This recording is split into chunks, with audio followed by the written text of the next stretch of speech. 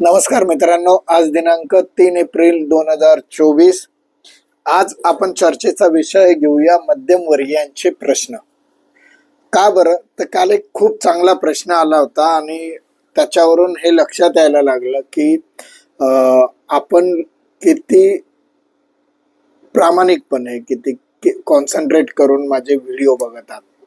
प्रश्न होता की सर, तुम्ही सांगितलं होतं की लोकसभेमध्ये जर उच्च शिक्षित लोक गेले आणि देशाचे जर पैसे वाचले तर ते देशाचं उत्पन्न कसं होऊ शकतं. लक्षात घ्या, आपली अर्थव्यवस्था ही डेफिशिट आहे. डेफिशिट अर्थव्यवस्थेमध्ये होणारा खर्च किंवा इंडिव्हिज्युअली तुमच्या बाबत पण विचार करा की तुम्ही जर 1,000 रुपये कमवले आणि त्याच्यातले वायफळ खर्चासाठी जर 100 रुपये तुमचे वायफळ खर्च होत असेल, ते जरी वाचवले तर ते तुमचं इन्कम होऊ शकतो, कारण की तेवढे पैसे तुमच्याकडे एक्स्ट्रा पडलेले असतात. ज्यावेळेस संसदेमध्ये खासदार गोंधळ घालतात, त्यांच्या सुरक्षेसाठी, संसदेच्या प्लॅनिंगसाठी जो काही वेळ आणि पैसा खर्च होतो, तो वाचलेला पैसा हा देशाचं उत्पन्न होऊ शकतो आणि जे आपल्या देशाचं डेफिशिट बजेट आहे ते अप्रिशिएट होऊ शकतो असं मला वाटतं. मी आज प्रामुख्याने मध्यमवर्गीयांचा प्रश्न हा कॉलम घेतला. त्याच्या मागचं कारण होतं, मला हा प्रश्न अतिशय चांगला वाटला. मध्यमवर्गीय व्यक्तीच्या बाबतीत जर विचारात घेतलं तर जो पैसा आपण वाचवतो तो पैसा आपलं ॲडिशनल उत्पन्न होऊ शकतो आणि ते ॲडिशनल उत्पन्न गुंतवलं की त्याच्यातून आपल्याला रिटर्न्स मिळतात. बरं, आता मला अजून एक सजेस्ट केलं होतं की मी अजून एक बोललो होतो की मी 100 दिवसात 100 प्रस्ताव सरकार दप्तरीत सादर करेल ज्यावेळेस मी खासदार होईल. तर त्या व्यक्तीचा प्रश्न पण अतिशय सुरेख होता. त्याच्यावर त्यांनी मला विचारलं होतं की डॉक्टर, तुम्ही कुठल्या कुठल्या क्षेत्रातले प्रस्ताव दाखल करणार आहात, त्याची जर लिस्ट मिळू शकली तर बरं होईल.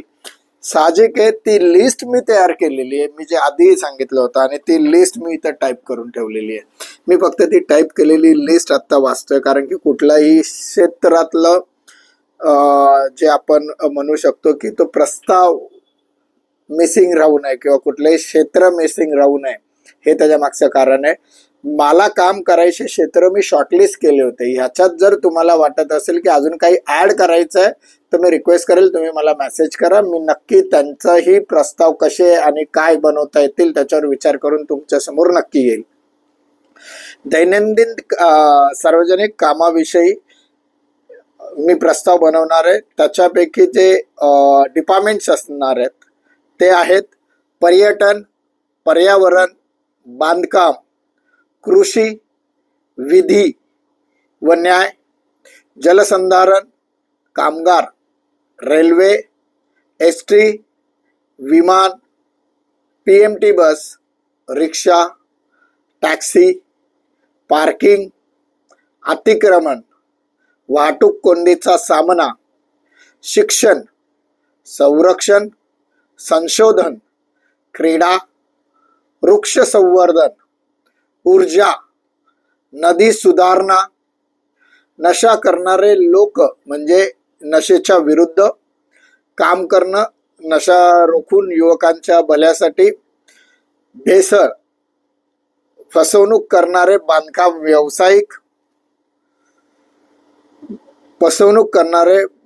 व्यावसायिक, महागाई, बेकारी, बेरोजगारी, गुन्हेगारीकरण, वाढलेली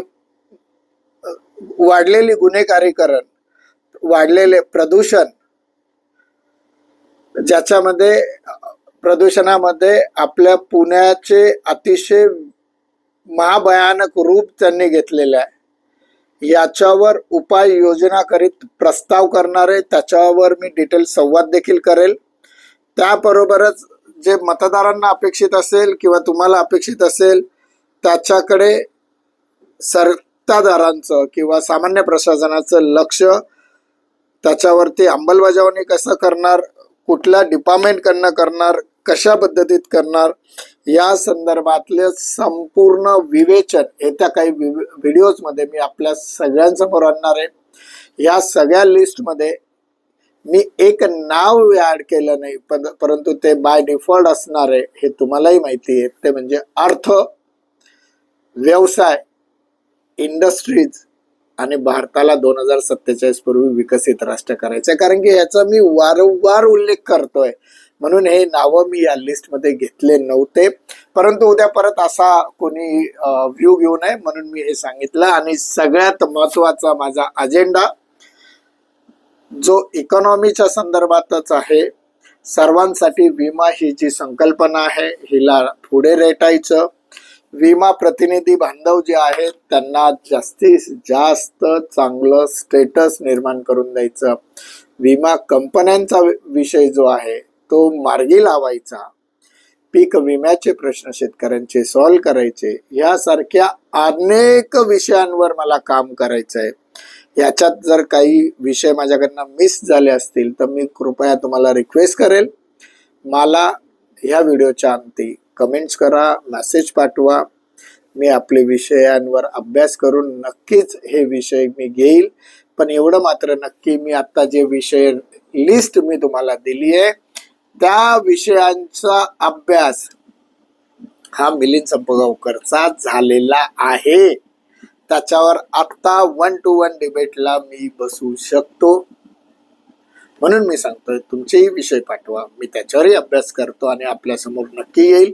आज इथंच थांबूया, स्वाभिमानाने बोलूया. मी मध्यमवर्गीय. नमस्कार, जय हिंद, जय महाराष्ट्र.